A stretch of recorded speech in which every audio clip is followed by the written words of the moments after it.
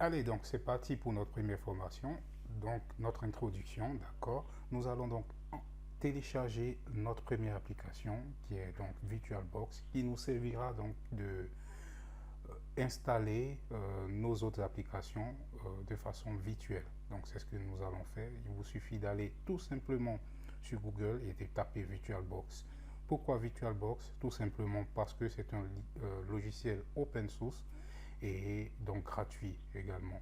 Voilà pourquoi donc j'ai fait le choix de VirtualBox. Si vous avez un autre logiciel de ce genre comme VMware, vous pouvez aussi l'utiliser. C'est tout à fait compatible donc avec ce que nous faisons, mais plus simplement pour éviter donc des problèmes de licence. C'est pourquoi donc j'ai choisi VirtualBox. Voilà, donc après cela, nous allons donc télécharger, nous allons nous rendre donc sur la page de VirtualBox et c'est ce que nous allons donc faire. Voilà, donc une fois donc sur le site en question, qu'est-ce que nous allons faire? Nous allons tout simplement cliquer ou retrouver notre version. Dans mon cas, c'est une version de Windows, donc pour Windows que j'utilise. Vous pouvez donc utiliser selon votre système d'exploitation. Nous allons l'enregistrer, mais avant, je vous suggère aussi, pourquoi pas, de vérifier donc le contrôle de somme. Donc nous allons vérifier si l'application que nous avons téléchargée n'a pas été corrompue. C'est en ce sens-là que le contrôle de somme nous aide, d'accord, à vérifier cela. Donc ici, c'est donc la somme en réalité, c'est la somme qui se présente là. Donc ce que nous allons faire, il nous faut aussi une application pour ce faire. Moi j'ai 7zip qui vous permet de bien le faire. Donc vous pouvez aussi donc chercher. Alors donc cela est conforme au contrôle de somme. Donc je n'ai plus de problème. Je m'assure effectivement que l'application donc n'est pas corrompue. Donc voilà un peu.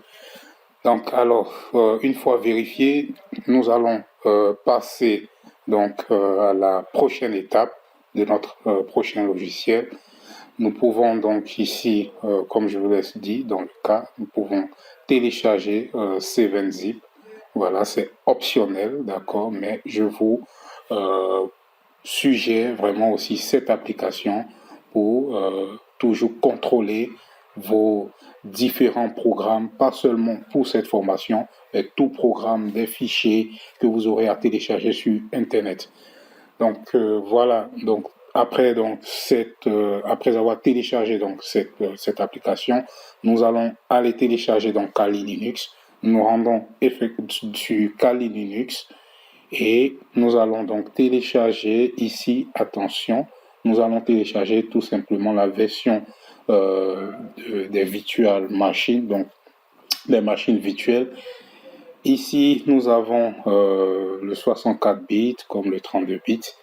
Donc, dans mon cas aussi, c'est le 64 bits donc, que nous allons télécharger, tout simplement pour VirtualBox, puisque c'est ce que nous avons téléchargé.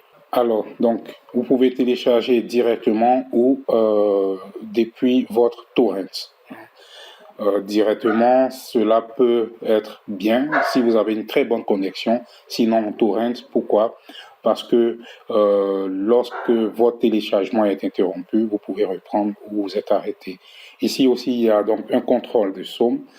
Moi, j'avais déjà donc téléchargé. Nous allons donc vérifier ensemble tout simplement.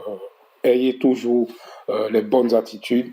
Je vais permettre à ce que l'application 7zip donc contrôle ou vérifie donc cette somme de contrôle que nous allons comparer, d'accord, à la somme de contrôle sur le site. Voilà, donc moi je vais ici donc lancer directement l'application puisque moi j'ai mon VirtualBox. Donc nous allons lancer directement donc VirtualBox et ensemble nous verrons comment déjà installer notre programme, c'est-à-dire Kali Linux, d'accord, sur notre machine.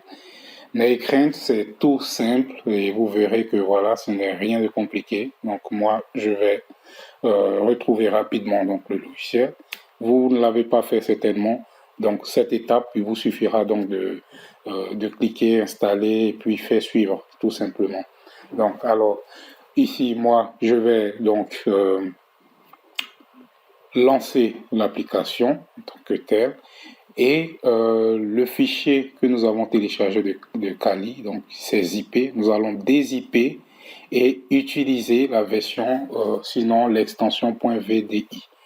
D'accord, donc c'est cette extension qui nous permettra d'installer directement sans d'autres configurations. D'accord, nous allons le faire de façon très basique et vous verrez que c'est très simple. Donc je vais moi lancer donc la machine virtuelle entre autres et l'installer tout simplement. Voilà, donc c'est fait. Moi j'avais donc d'autres machines, donc je vais monter la nouvelle machine comme je l'ai dit.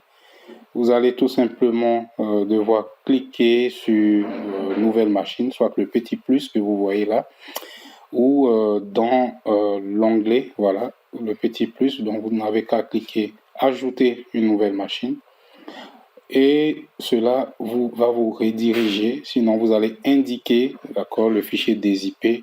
Il y a l'extension .vdi. Enfin, voilà, vous allez voir, lorsque vous irez, il vous suffira tout simplement donc de le sélectionner et c'est chose faite. Et ce sera donc chose faite une fois, voilà.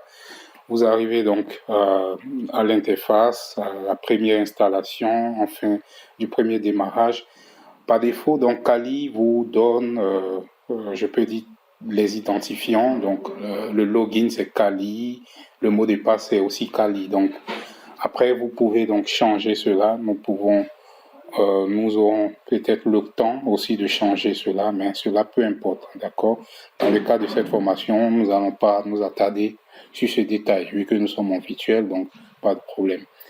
Alors voilà, donc votre machine devrait être prête d'ici peu, d'accord.